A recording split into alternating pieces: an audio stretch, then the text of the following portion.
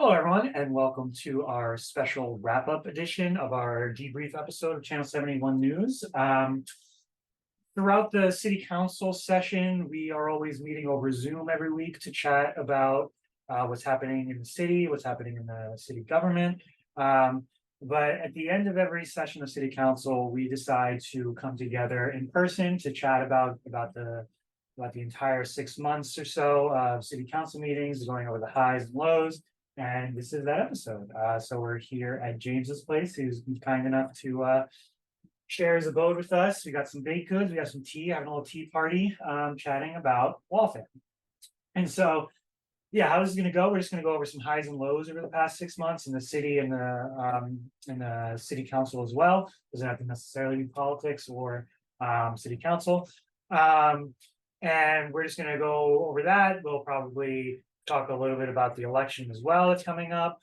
And so, past 6 months, we should talk about the highs and the lows that we've had. I think if I had to throw one out there, just like since you led with that, high is definitely the number of people that have all pulled papers to run for office. It's nice to see so many new faces, and I have a lot of people that I'm very excited for running, and a lot of people that I am a lot less excited for running unopposed. So that's about where we're at. I agree 100%. I think in one of my group chats, someone said that this year has more non-incumbents running than ever in Waltham's history. I pushed back immediately and said that 2017 had more people. But preparing for this, I decided to look into that. And what I found was that in 2017, there were 12 non-incumbents running for ward seats, 5 non-incumbents running at large, and 1 non-incumbent running for school committee. In 2023, you have 8 non-incumbents running for ward seats, 3 non-incumbents running for school committee, and 6 non-incumbents running for at large, 7 if you count George. Are we counting George? You probably have to count George. Yeah. You probably have to count George.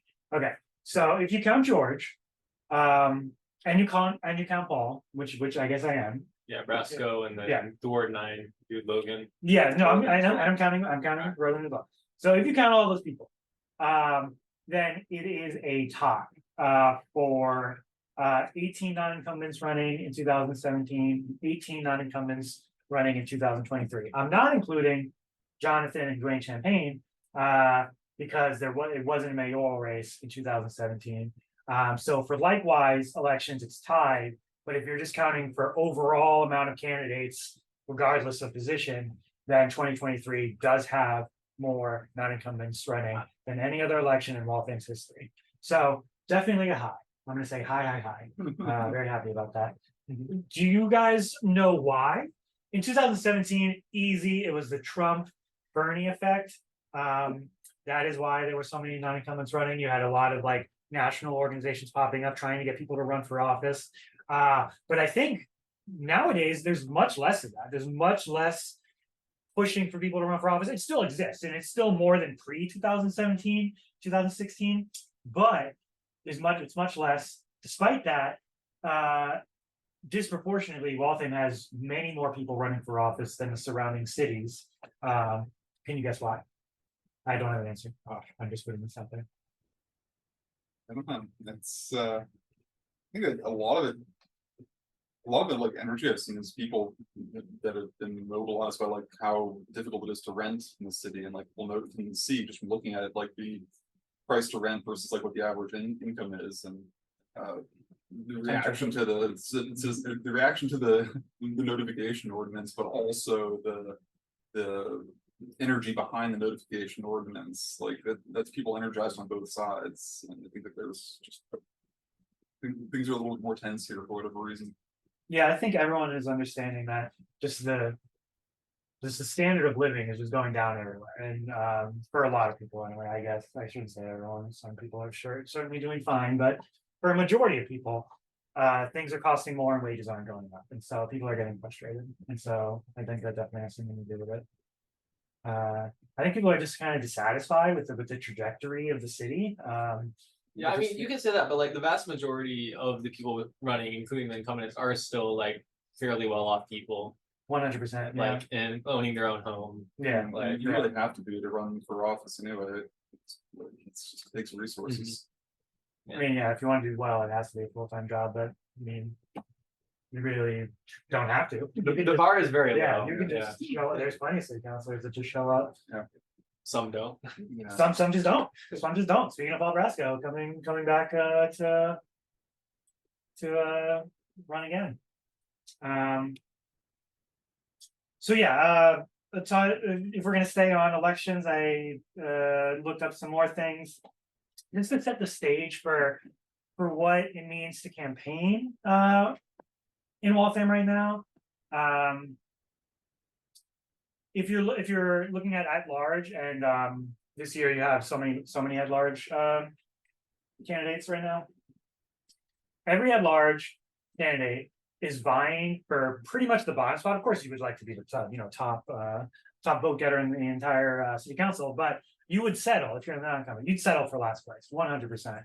And this year, the last place finisher for at large, they're probably going to get around 4,900 votes. That's what you're going for. Huge number. It's massive.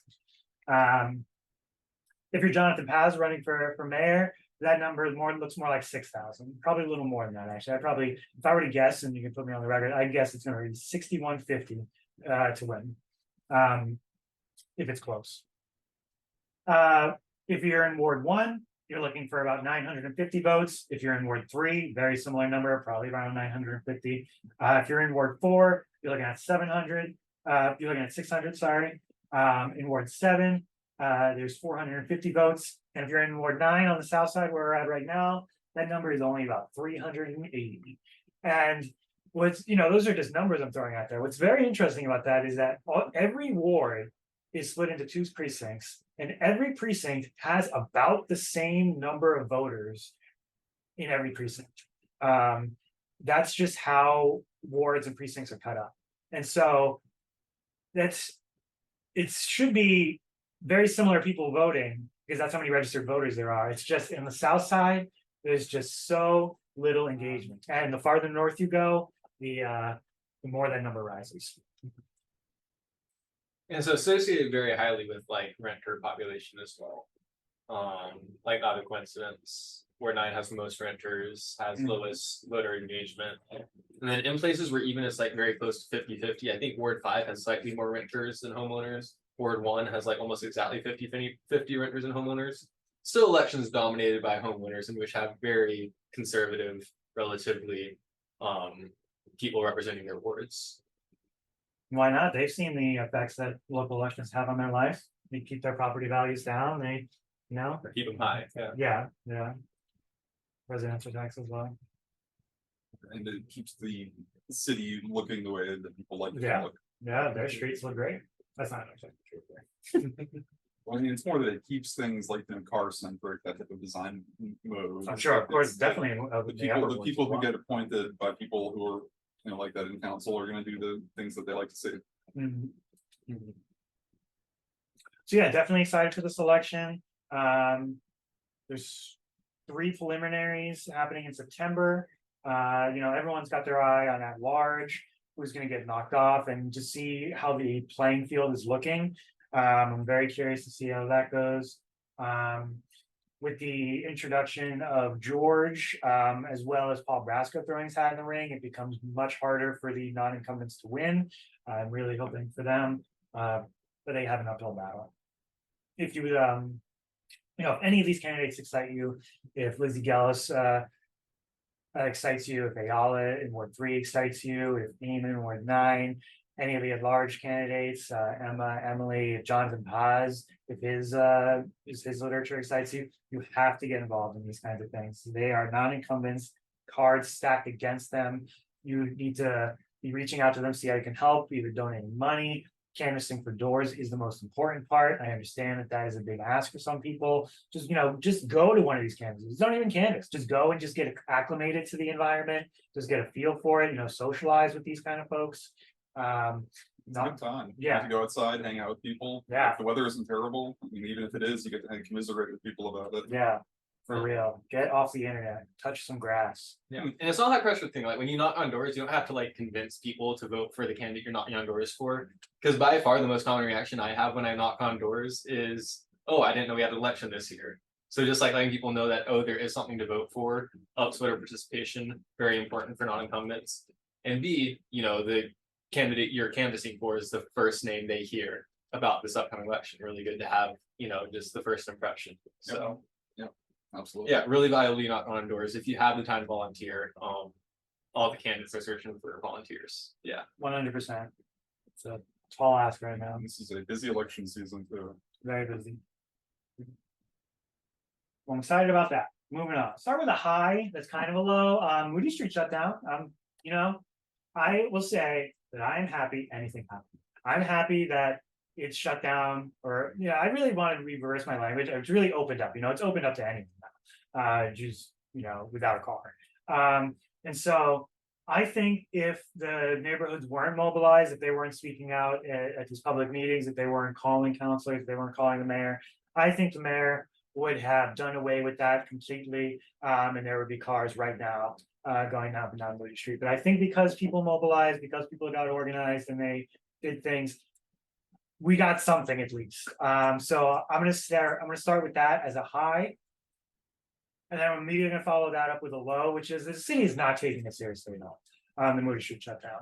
There are other cities across the country that have entire committees for their pedestrianized streets. They take it very seriously. They're excited. They're enthusiastic about this.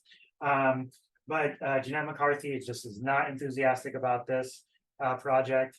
And when it happened at the time, we talked about the idea of, is this intentionally bad? Is this are they going about this in such a way that no one is going to be happy, and then next year no one will be excited about it, and no one will write letters, and no one will get organized and mobilized, and so they can just do away with this? In that vein, like I was remembering when we were first talking about this, that like how there's a lot of stuff that has to get done now because that didn't have to get done before because they've previously been done as like one big thing that all the restaurants that wanted to have street space signed on to. And now every single one has to apply separately. So in the first few weeks of it, like there were a bunch of places that didn't have stuff out. Mhm. I remember, like I think Colleen specifically got one of the store owners engaged in that because they didn't really know how to approach the whole city process for it. I think it's adding extra bureaucratic hurdles for something that doesn't really need to be there, and it's nice that it's happening, and really glad that Moody Street's pedestrianized again, and I hope that it is better next year. Yeah, I mean, it really sucks though because we're not setting ourselves up for success next year. Because like a big discussion during the Moody Street like public hearings and discussions this spring was, hey, let's collect data, let's plan for the future, so that way we can go into next year with a better idea of what works, what doesn't. I think Jonathan Paz came up with like a proposal that would instigate that, and then the mayor gave lip service when she, did her about face and started saying like, oh, okay, actually we can. I do have the power to open up the street. But it's not happening, at least not that I've heard of. We're gonna go into next year the exact same as it was this year, which is there being no data or information to back up, what is successful, what isn't, how businesses are impacted. It's just gonna be the same discussion. Yeah, and really the only things that's going to affect it is like, who's in power making the decision, because otherwise it's just going to be the same noise. It'll be the same Joe Bizarre who, during all of these discussions, love you, Joe, but saying, anecdotally that he, during the pedestrianized Moody Street last year, he often saw nobody on the utilizing it. But it's just like that's so anecdotal, and at what time of the day is he talking about? When cars wouldn't really be there anyway, and all of these things. It's just going to be the anecdotes of the people that are in power just making that decision.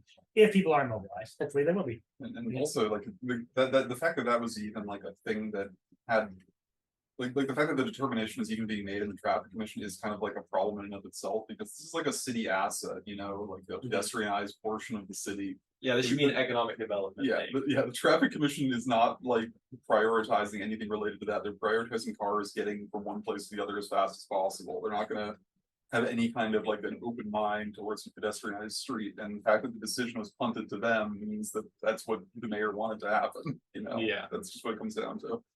Yeah, I think they do have to sign off on it, but yeah, it didn't have to end with them. Yeah, it didn't have to be driven by that. Yeah. But yeah, it is a plus though, because like, as you said, the original plan, mayor came out at the beginning of this year saying no Yeah. no pedestrian on Movie Street, and took a lot of organizing. And Paz bringing up an opposing plan and calling her bluff for the mayor to say, okay, actually, I'll do a little bit. And now there's people eating on Moody Street right now. Yep. People walking around on their bikes. So I'm happy about that, but I'm also not happy that the city's not taking it seriously. We should have events all the time on it. Why are we waiting for the businesses and the nonprofits to do something? The city should be actively doing this. And I understand they do a little bit. I don't want to say none, because it doesn't matter. They do a couple of things, but they're not taking it seriously. They're not taking it seriously. But the city does love not doing things. Yeah. And Big to fan. bring up con was with the budget, I do strongly like believe in what Colleen said and the video we posted to our site. And like what she said of like why she voted no on the budget, which is just because you know, the current status quo for the administration, and especially it's reflected in the budget, is just doing bare minimum, do slightly less every year. Anytime a hiring position opens up, instead of, you know, rehiring that person, how about we just cut the budget instead? Which is just this gradual, very unnecessary austerity that leads to very ridiculous things, where the actual low that I'm leading up to is the fact that we don't really have a functional planning department right now.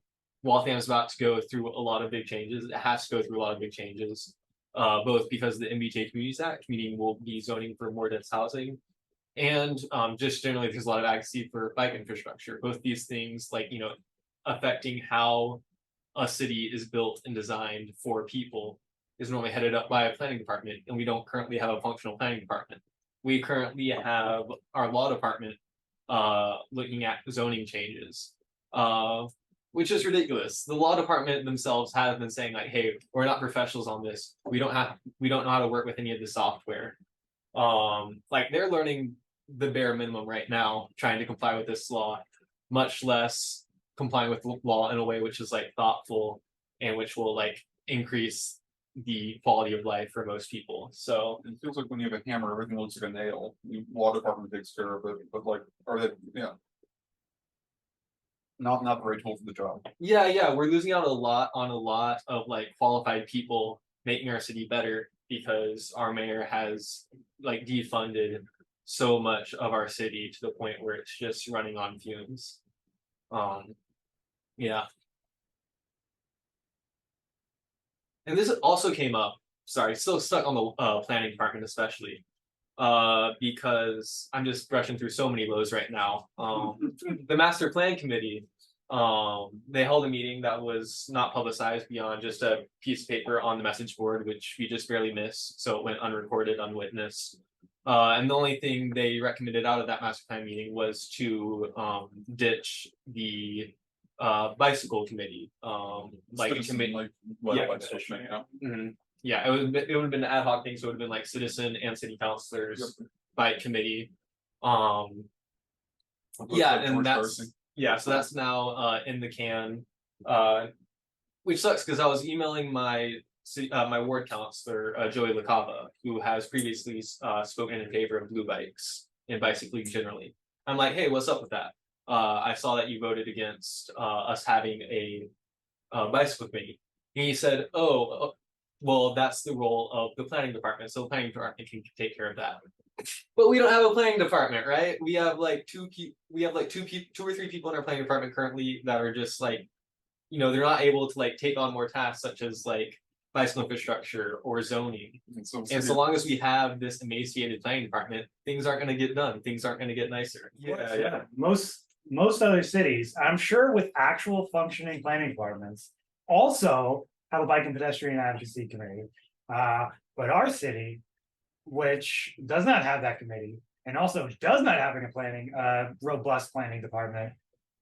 Apparently, it just is going to let the planning department decide for that.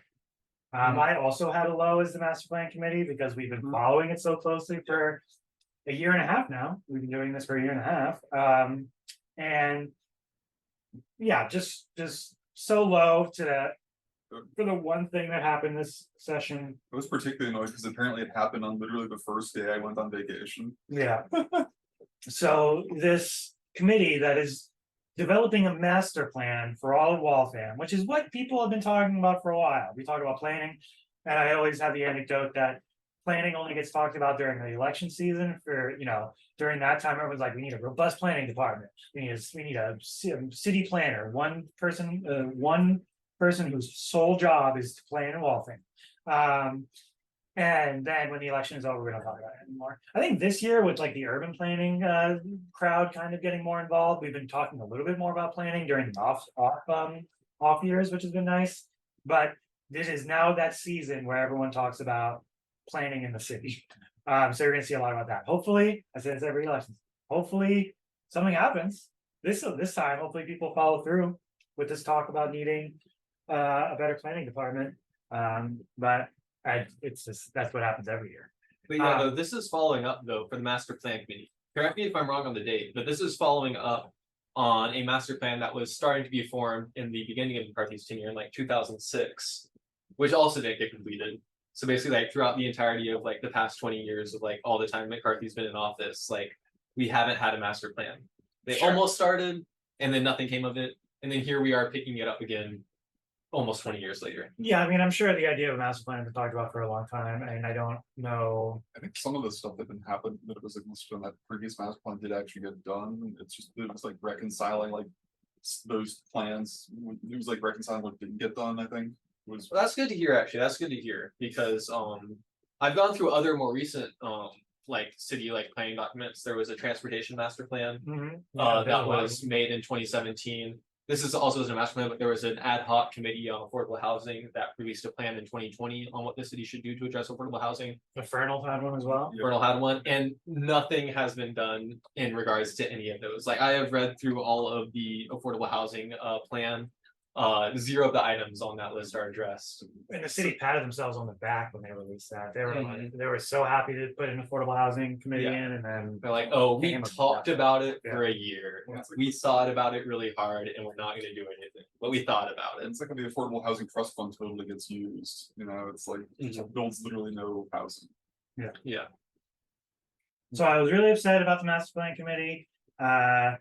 Really hoping that this committee in the next session, when there's like new committee members, has very transparent, very enthusiastic meetings where the residents of Waltham can go and listen to what they're talking about instead of like this weird like behind closed doors via email talking about the master plan committee, but talking about the master plan of Waltham, and also like just a low that they're like being so untransparent about hiring consultants. Like I have no idea what the hell they're talking about.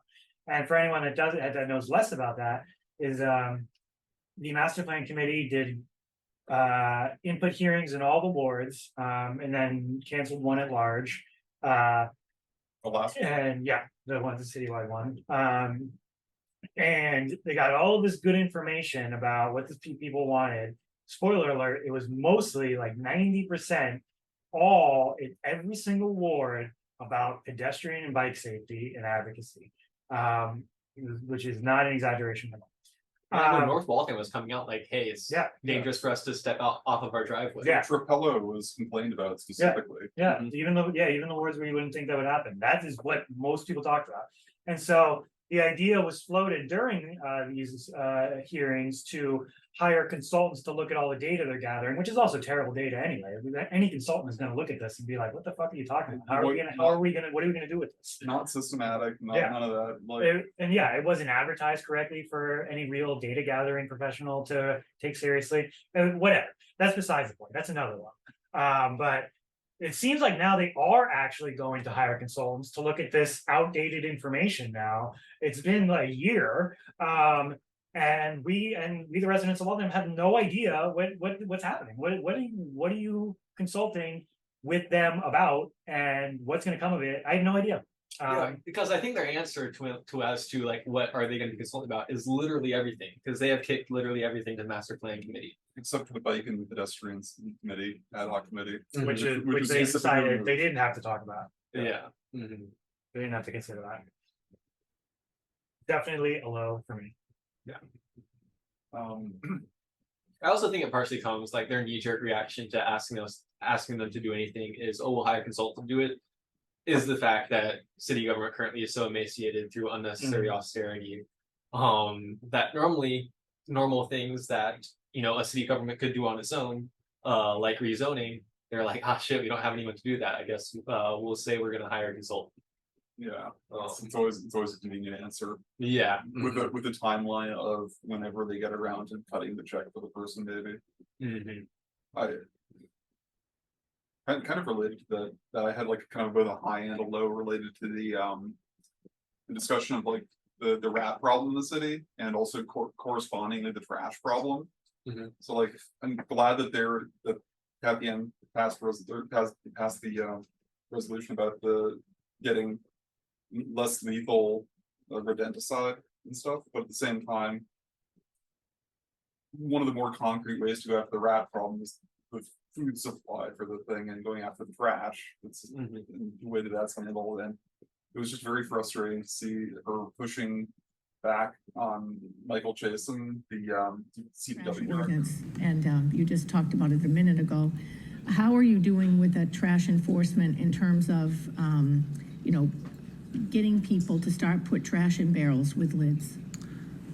So I think it was good until about 2 days ago when Ron retired, and now we're. Oh.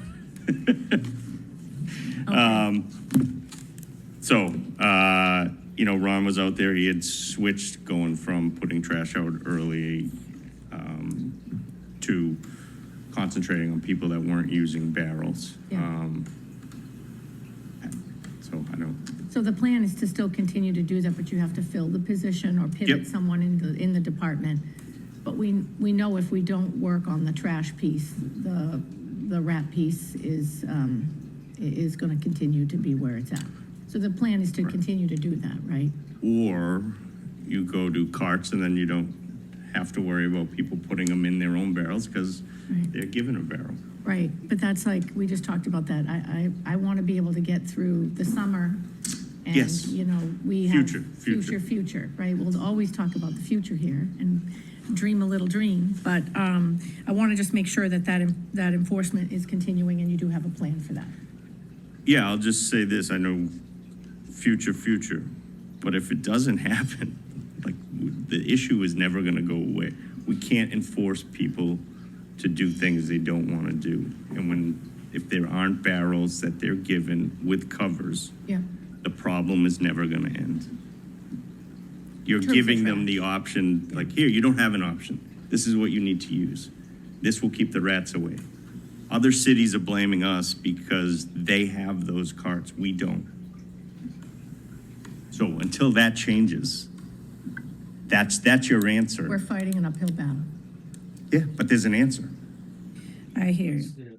Pointing out that, in 6 months from now, if we do this, if we pursue the program to get everyone a bin for recycling, like the blue recycling, or for trash, like the blue recycling bins we already have, in 6 months, we could already have it. Mhm. And that was sort of presented as an unacceptable sort of path forward, and what can we do for the summer? I want something now. And there's no short-term solution. You need to do concrete things that change how like what the physical situation is on the ground. You can't just, do more enforcement and have it fix a problem, sending one guy out to do enforcement for a city of 60,000 people. It doesn't make sense. Mhm. You have to approach it systematically. And, yes, it's good to not have poison getting thrown out for whatever animals, but also you need to not have trash being left out. And hey, look, this lets us qualify for grants that we can otherwise get. So then this is how you sort of build up on that year over year and build more of a robust city as opposed to an austere one. Yeah, 100%. Michael Chasen. I believe that was the one. Yeah, Michael Chasen, CBW director, not a city councilor. He was Yes. a high. Hearing him speak, just a very practical answer, a very obvious answer to a problem was just great to hear. Yep.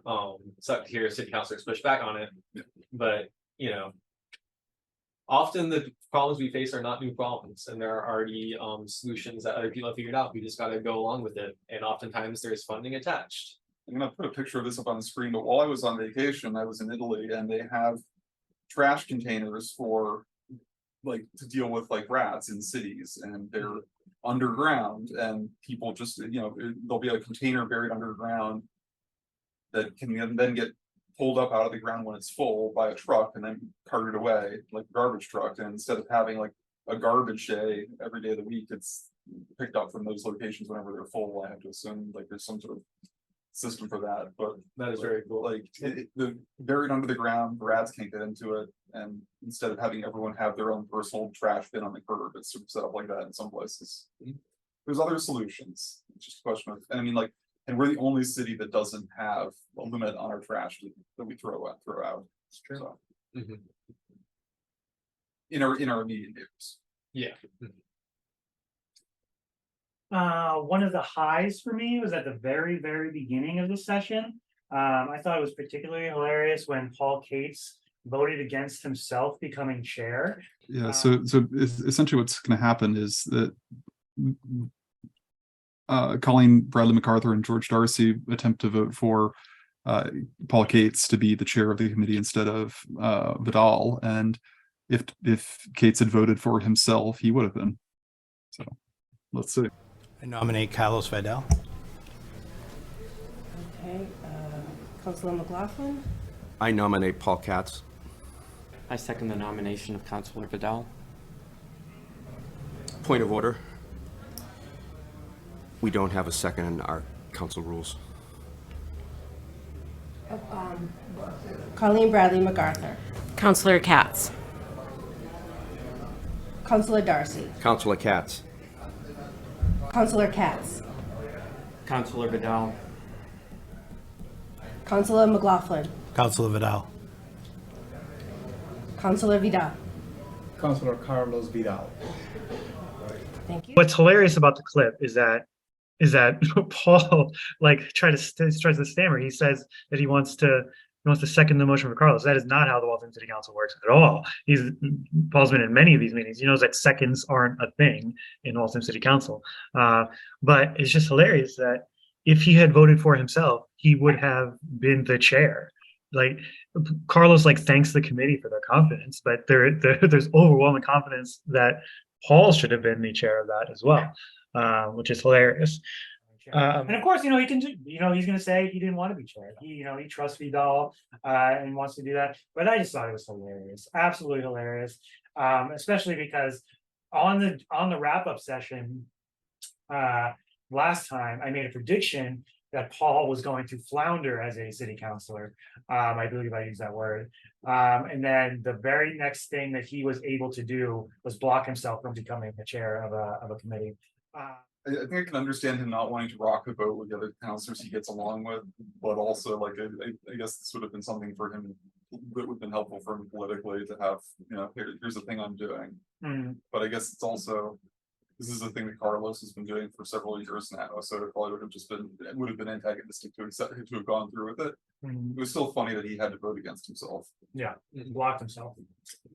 Speaking of Vidal, one of the lows of my entire city council experience this past 6 months was his comments during the budget hearings, trying to get certain committees that are meeting over Zoom to meet in person. That was a particularly low point for me. And now, why are you still meeting via Zoom? While most of our commissions and boards and this body itself, we're meeting in person now. I think you and the Conservation Commission are the only, for some reason, the I believe the organization. CPC is also Yeah, the meeting CPC, you're right. I did talk to on Zoom. Mr. Barrett And- yesterday about it. And the reason is well, there are a number of reasons. I think we mentioned this last time. That first of all, that room in the basement where we meet is very closed. And so it's not well ventilated. And it has a much higher potential for what? transmittal come on, you know of what? COVID, you mean? COVID, Oh, yes. COVID, I wasn't sure. I wasn't sure what you were referring to, because you guys met there before COVID happened, correct? Yes, we met there before Okay. COVID. Are you looking for a new place to meet? However, let me say that there are advantages to meeting on Zoom, especially for a commission like the Historical Commission. There's documentation which the members need to see and the public needs to see, and it's much easier to see that on Zoom when you're sharing documents on Zoom than it is before. People would come into the room and a developer would put some kind of board up at the front of the room and people couldn't see. In fact, it's impossible to have it angled so both the commission can see it and the public can see it, whereas this way, everybody can see the documentation. So there are some advantages to working on Zoom. Now, going back to your statement about the room not being ventilated enough, therefore there's a higher level of people getting COVID. Are you looking into a different room so you can start meeting in person moving forward? Well, the auditorium Okay. in Government Center on Monday nights, and unfortunately, we meet on Monday nights, is, you know, opposite the commission, so we can't meet in here. Opposite the council, so we can't meet in here, and Monday nights, so the Waltham Philharmonic rehearses in the auditorium. So I don't think you want us kicking out the Philharmonic, so that's a problem. Okay. Yeah, I did look into that Okay. and as a possibility, but unfortunately, we can't do that. So there's no way you're gonna go back in person because of the room then? Well, Is that what you're telling me? not at this point. I mean, if something could be done about that room, then fine, but I mean, Okay. that room is, you know, it's very hot, and otherwise we'll have to have the windows all open in the middle of winter. It's letting all that energy out, so. Okay.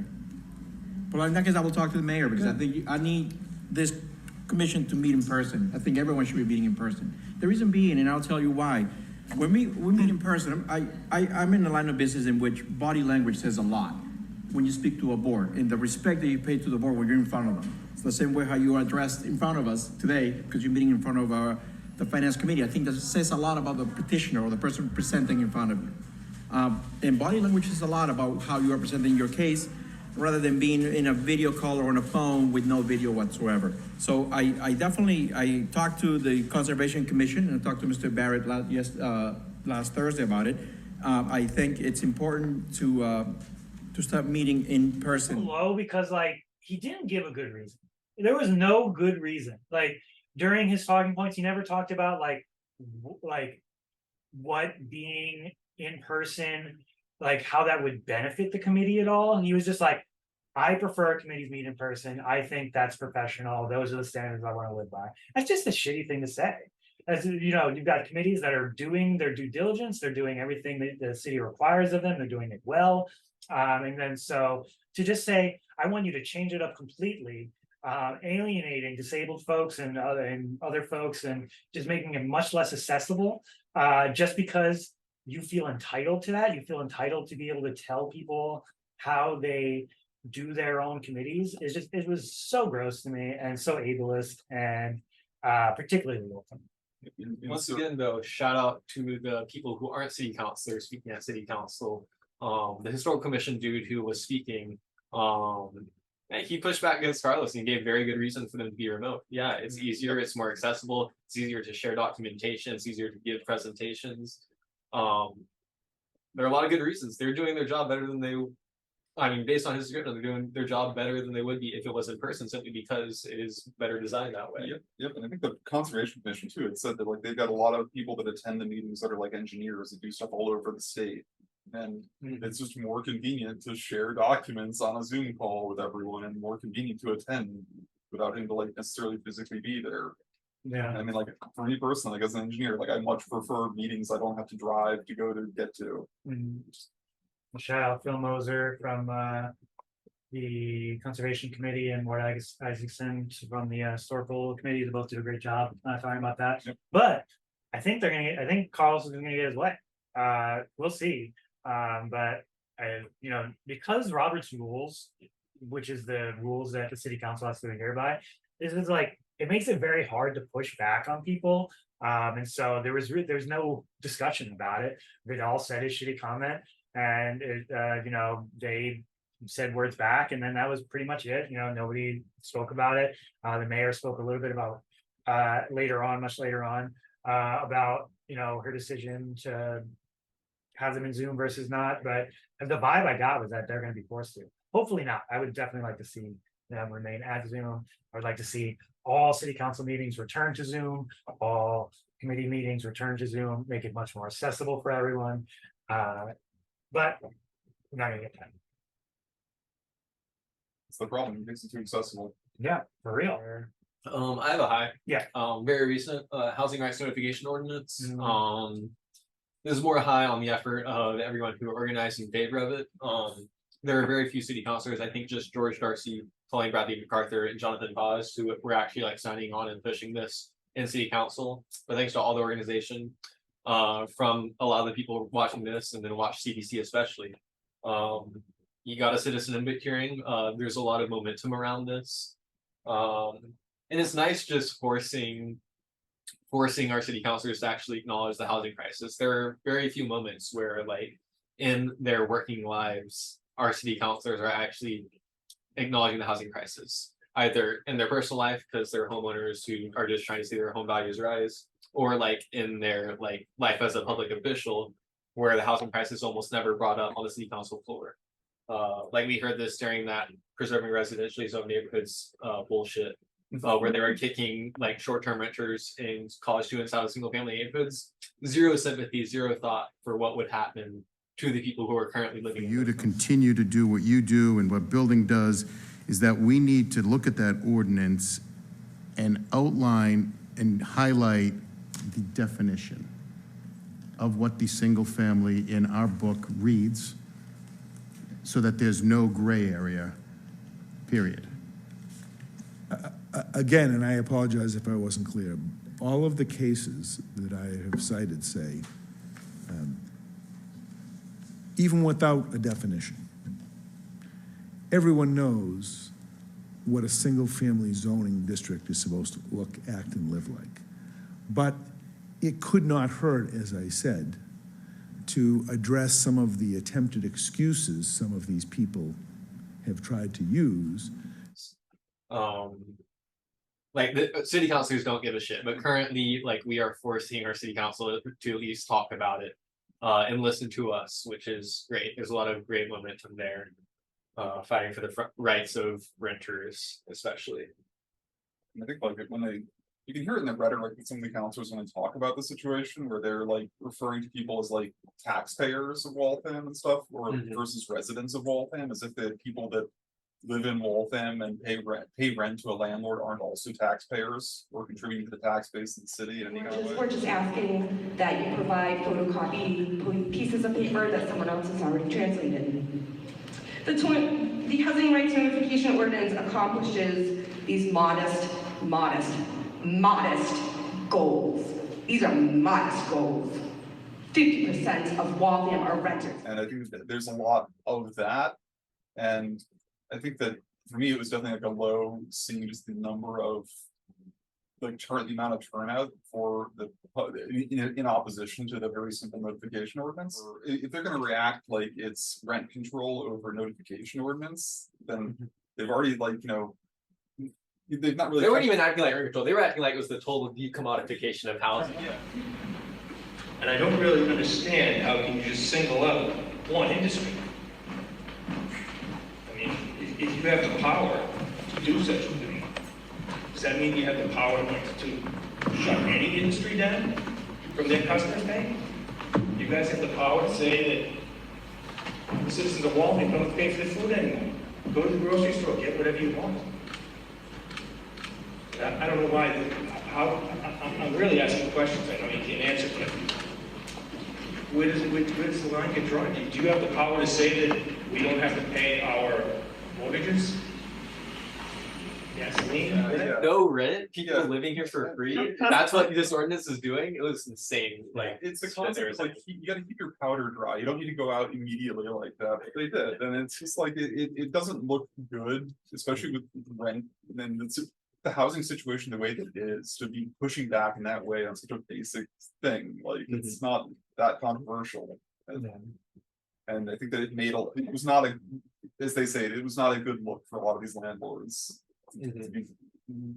And also, it was, like, not to harp on this, but in terms of the actual like comments submitted, there was far more people that actually put their name on the record in support of that ordinance and like gave testimony in support of it. It was just the hand raising that was heavily in favor of the landlords. So that was not discussed before the summer session. They had the opportunity to, and they punted it until fall. So we'll be seeing that again potentially in August. So yeah, they decided in the last city council meeting to table the item. It was the first opportunity and the last one for the summer session to chat about the ordinance.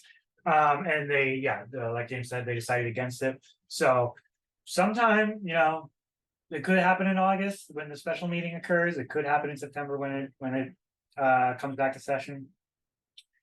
But because this is an election year, I think there's going to be quite a few people that want to do everything in their power to wait until the election is over to make this happen. And then there's going to be several people that want to do everything in their power to make it happen before the election season. Because everything is politicized right now. And so I'm very curious to see. That will definitely be coming up either at the special meeting in August or immediately in September. I'm very curious to see what happens with that. But yeah, I mean, one of my lows was the comments made. I mean, it's just so low and just so ignorant. I have a 98-year-old German woman. She came here in 1956 with 2 children and a husband. She speaks beautiful English. Beautiful English. If you want to help the immigrant, or anybody, make sure they can speak English.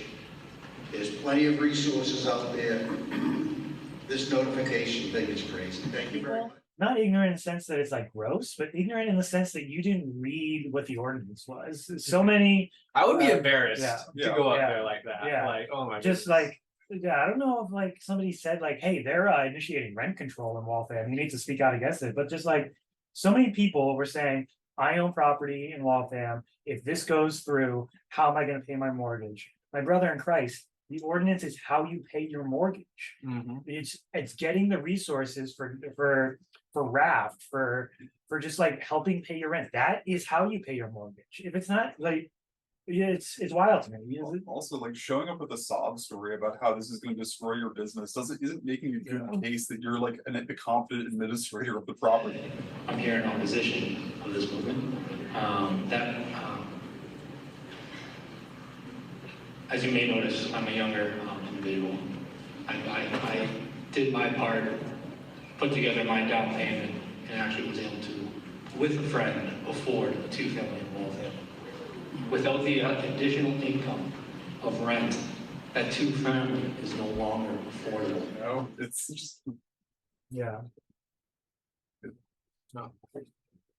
In terms of things that were ignorant in the gross way of things, going back a little further, which was a while ago. So, but when the city council had their discussions around the MBTA Communities Act, a lot of ignorant in a gross way comments from city councilors. You had, I think Kate's first brought it up, and then a couple other city councilors also decided to talk a little bit about it, about how, if we're required to build housing, how about we just kick out our current like public housing tenants, which they did say, just kidding. But it's still a really fucked up thing to bring up. Or why don't we remove the Brandeis T station? Question that I just have to ask, and I just have to ask, this isn't an endorsement of anything.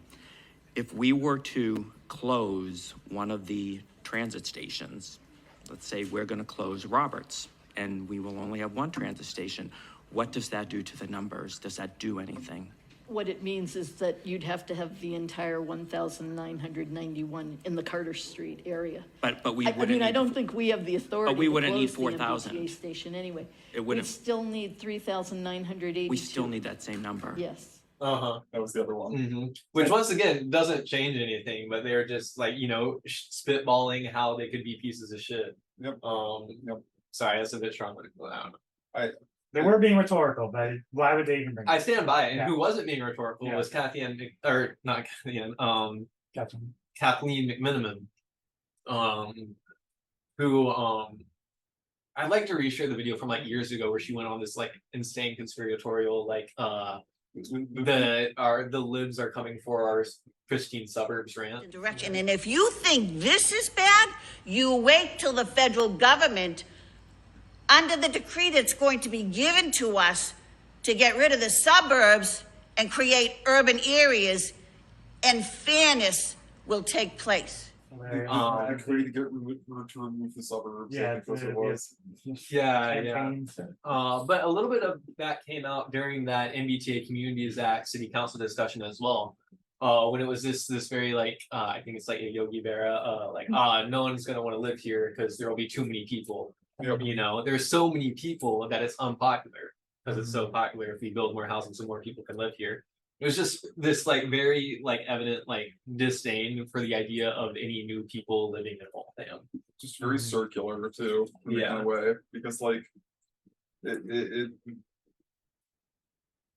you can't have a growing city if you don't have more housing built. It just doesn't work otherwise. I mean, we do have a growing city. Oh, yes, They're bringing tons And of it doesn't workers. work. They're bringing tons of workers to Waltham. We have millions of square feet of commercial development, bringing a total of 10,000 workers to Waltham over the span of a decade. We're not building houses for them. Those 10,000 people are just displacing the people who are currently here. Yep. Just in the span, just in the time that I've lived here, the rent has gone up astronomically. It's unbelievable.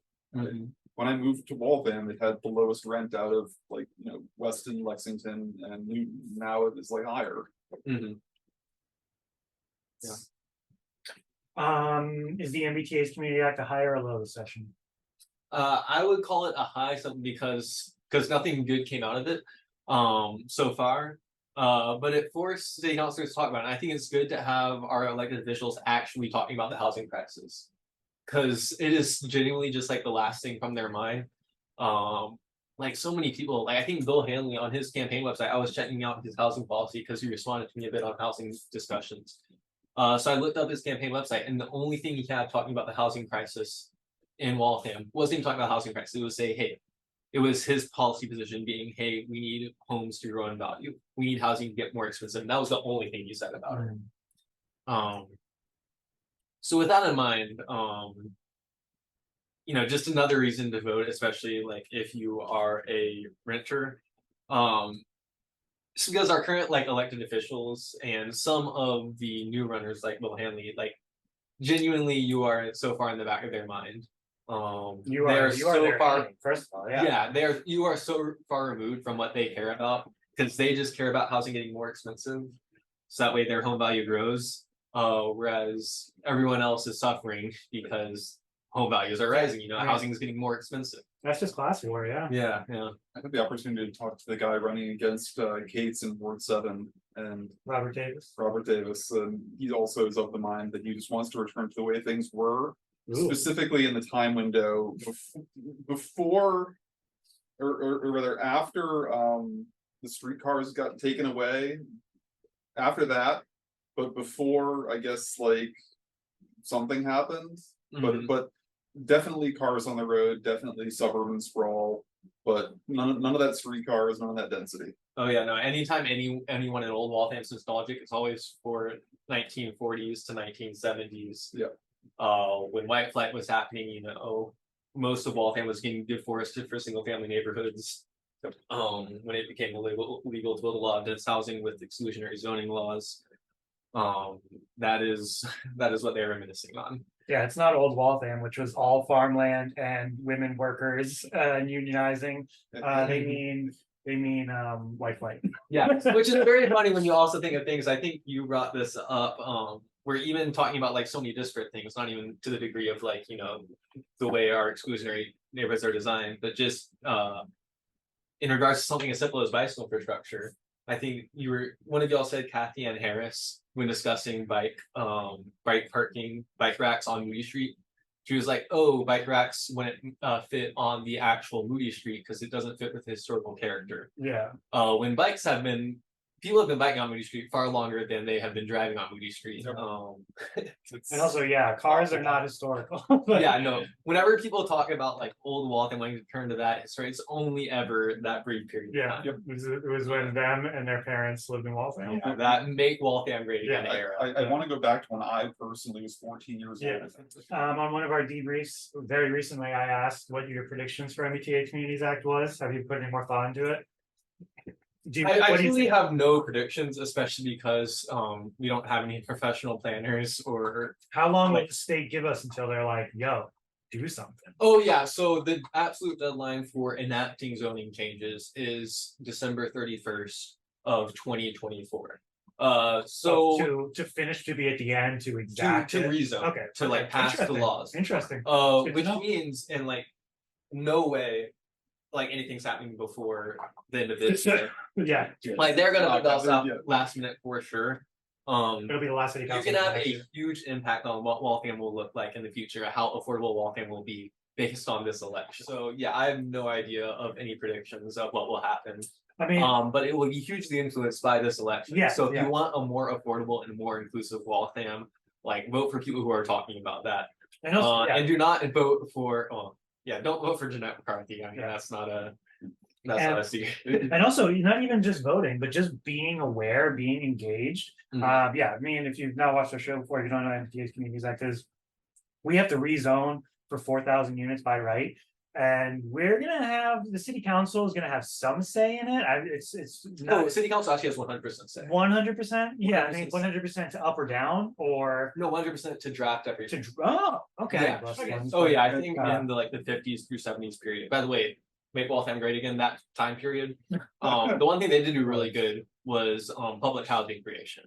Because it wasn't illegal yet. Yeah, I mean that, and actually they just cared, Yeah. apparently. So yeah, stay involved, stay engaged, because this is going to be a very important time in Waltham, very important. Oh, and also it's 4,000 new units by right, but like, it isn't necessarily. It's a lot of the units that are in the areas that need to get increased are already relatively dense. They're just not prohibited by our existing zoning, and a lot of the zoning is Yeah. just about. I mean, Warrendale, I wouldn't say dense at all. No, yeah, so this could look a lot of different ways. Yes. Like if Waltham chooses, if our city councilors choose to just like rezone Southside, that's just gonna lead to a lot of tear downs and Yep. replacement, because you're basically replacing what currently exists with the exact same density, only newer and therefore more expensive. If we choose to rezone all our like commercial and industrial land, where currently there's only like office buildings and parking lots, that's, a bunch of new housing, not displacing anyone. Yeah. They could rezone low density neighborhoods like single family neighborhoods. You just see a lot more integration where lower income families are actually able to live in places where previously, you have to be able to you have to be able to afford an $800,000 house to live there, right? And also, like, if the north side had more density in that way, it would all related to some of the other things that have been going on with like the busing or the bus situation. There would then be more of a case to have buses up to North Waltham if there was more density located there because of like housing getting distributed up there in whatever way. Yeah, actually, I would like to throw this in just since you brought it up. There are a lot of things that influence where transit gets placed. But the number one thing that influences transit ridership more even than like the level of service is whether a lot of people actually live there. I hear a lot of complaints from North Waltham about, hey, why don't we have bus service? It's because there are enough people to justify it. If it's just a bunch of like $800,000 single family homes up in North Waltham. I mean, the MBTA is not going to prioritize those neighborhoods over so many other neighborhoods in the greater Boston area that have dense housing, that have large populations of low and moderate income people who need transit service, right? Yeah, and it's also people that have the mindset of, oh, you have to run government like a business and like fixate on cutting costs and stuff like that. And the cost cutting is going to lead to the things that aren't highly used getting reduced because you're trying to. You have to triage and yeah.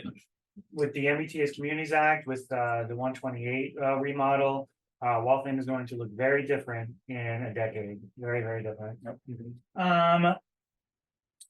speaking of McMiniman, her weirdly racial comment during the tenants' rights ordinance was a low for me because it was just kind of like mask off. Councilor Paz, you have the floor. I presented this matter in different language. And the Rules and Ordinances Other than Committee- English? With different language, different ordinance language. But I'm not sure. Like, I'm trying, I try and give people the benefit of the doubt. Was she trying to make a joke? Was she just trying to be dismissive and didn't realize the racial component? I'm just like, I just don't really know what was going through her mind. No, it's just a disgusting comment. And just unnecessary. yeah, unnecessary. And you can go back and forth on if Jonathan was being correct about what he was legislating for there, if he was going about it in a correct way. But just bringing race into something like this is just disgusting, really disgusting. That was definitely a low point for me in the city council this session. I mean, just a lot of tension around the housing resolutions this session in general, I think. No. But I mean, like, it's worth noting that, like, there was the public hearing for that we were talking about, the landlord family reunion, but the run up to that involved a lot of watch showing up to committee meetings with a bunch of people filling up the room until they got heard, Yeah, literally hundreds of man hours of watch volunteers. Just showing up for months at a time, for months on end until this was scheduled. It was a lot of work on part of Watch CDC. Speaking of city council pussyfooting around, a pro that is also another very conditional high is the Silver House is pretty much guaranteed to happen. And it is pretty much guaranteed to happen sometime relatively soon, because if Waltham tried to delay it any longer, it would be considered discrimination. They could maybe be hit with a discrimination lawsuit. Because people recovering from addiction covered by like disability protections. And if Waltham tries to put it off any longer than they already have, they could get hit with a lawsuit. Yeah, and I mean, I was curious if it would get addressed before the summer break. It got pushed out in the summer break. So we'll see what happens next. And where is it right now? Licenses and franchises, or where is it? Yeah, so last I heard, there was the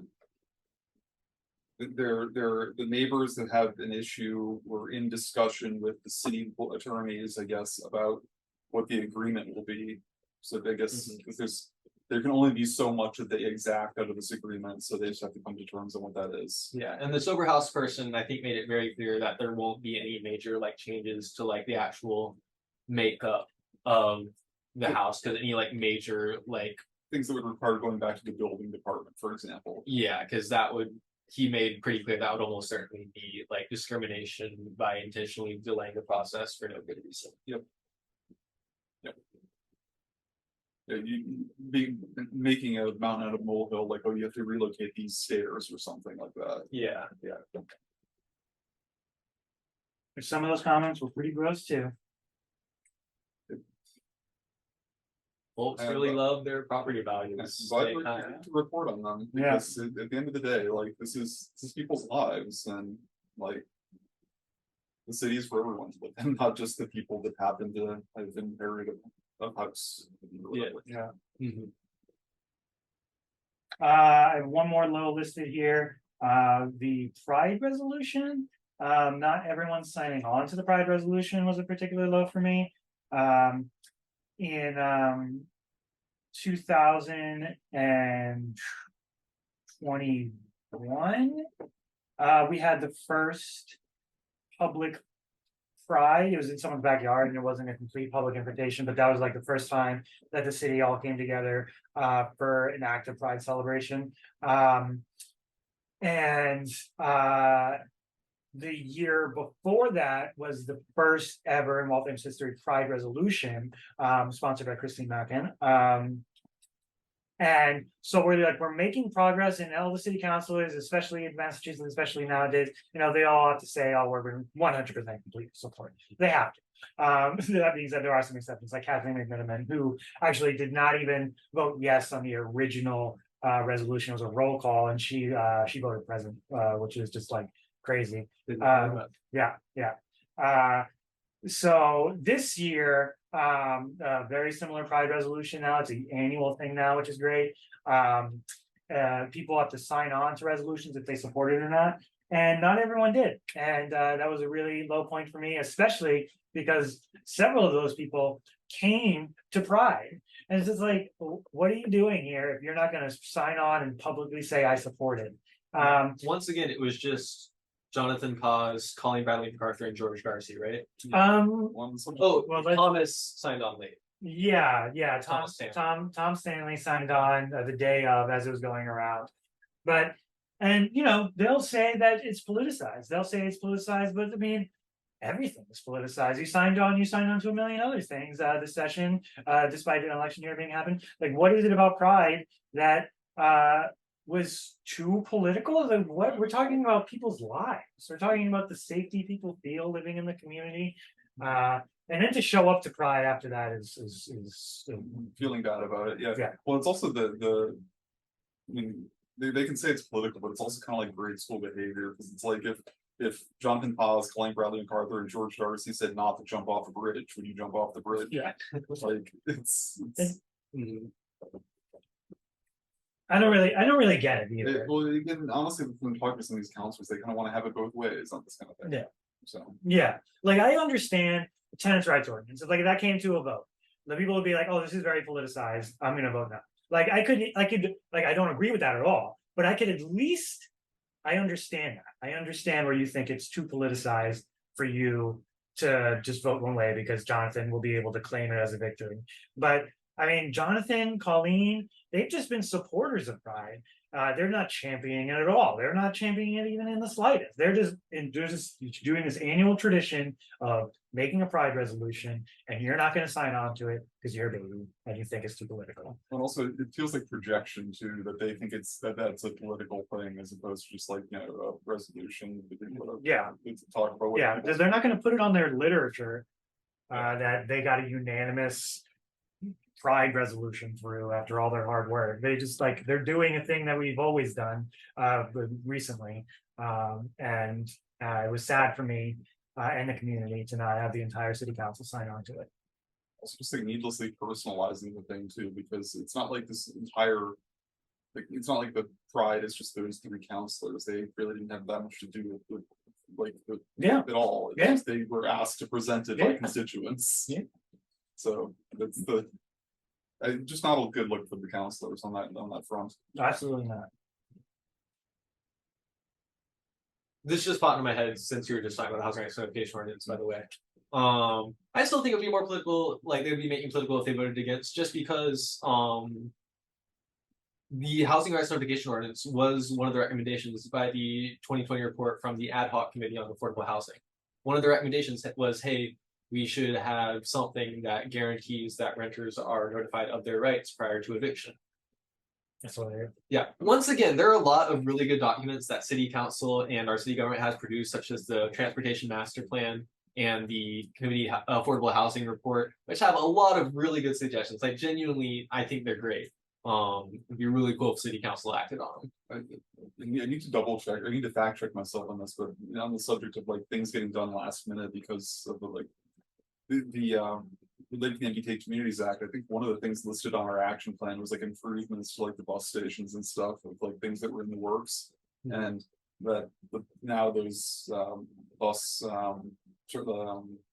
shelters are getting redone as a result of that. Probably as a result of that, where they'd previously been tabled for a while. We're just not going to talk about. So that was something that was again presented by Jonathan Paz. That was in 2019. Yeah, that long ago, right when he got into city council. That was his first project. First project. And I'm not gonna. I mean, we at this point we've referenced this multiple times, but this is when Captain McKinnon had talked about this as if it was methadone mile or something. Yeah. First you put a place for people to stand outside of the sun while they're waiting for the bus, and next thing they're gonna be using needles in it. Yeah. Cannot be overemphasized. There are so many city councilors who have such a disdain for anyone who isn't a wealthy homeowner. Or anyone who doesn't drive a car. But there are many city councilors who aren't like that, and it doesn't have to be that way. Please vote, please knock on doors. Yeah. there's a lot of good people to spend your time working for this year. Sure, yeah, I mean, I wouldn't even say, yeah, I mean, it doesn't. The way that things are right now is not the way they have to be in the future. And I wouldn't say even that the way the people that believe and control the way things are right now, or even in the majority, you know, it doesn't have to be a majority of people making decisions about it. It's just whoever is more organized. It just comes down to that again across everything, or almost every situation, almost every decision. It's just who's more organized. Is it going to be the people that are conservative, whether Democrat or Republican, to not move Waltham forward in any sense, or is it going to be the people that do? And we're gonna see what happens. Yeah, because the vast majority of Waltham will not be voting in this election. Yeah. Like all of the work is just finding people and letting them know that, hey, this is what matters. This is why you should vote. We do have an election this year. Yeah, you guys want to predict what our voter turnout is going to be in this year? I do not want to. I'm gonna say 29%. And that's pretty high. Oh wait, it's mayoral year. I'm gonna say 35-40. Oh, 35-40. Oh my god, this is way too high. Big money. We're already seeing the excitement. Oh, that would, I mean, if it was 40%, I'd be very happy. Yeah. I'm gonna say 32%. And of course, it should also be said that that's 32% of registered voters. That is not 32% of the population of Waltham. And so it's just like vast majority of people not voting, vast majority of people thinking that local government has absolutely no effect on their life. And of why, I mean, I understand why they would think that, because politics doesn't really give a shit about you, unless you're a small population of people. And in that mind, if you think that solar energy is good, if you think that environmentally friendly building construction is good, these are both things that came up in city council that city council was broadly against, while our planet is burning. Yeah, I don't know why. I mean, we're 7 years early trying to do this. I mean, I don't know. I mean, that's somebody throwing a dart at a dartboard saying by 2030 we're going to be fossil fuel independent, but that's just the United States. What are we doing with the rest of that's the Massachusetts. Okay, so that's Massachusetts. What is the rest of the country doing? They're following California. Okay, so we'll have Massachusetts and California and all the states in between. What are they doing? You know, What is the rest of the? What is? I'm just trying to thinking out loud now. It's like, what is the rest of the world doing? And I agree, there could be a plan, because the world shut down in a matter of 3 days. The world did. We all got together because there was a massive pandemic, and the world was able to shut down in 3 days. But now to have Massachusetts say we're going to do this, but the rest of the country is going to be like, great, more gas, more oil for us. The only resolution or ordinance that had anything to do with climate change, it was one thing, and they shot it down immediately like that. Yeah. Like I know, like we personally are like, you know, a tiny minority of weirdos. But city council is elected by a tiny minority of weirdos. Yeah. But generally it's the right-wing climate denying weirdos.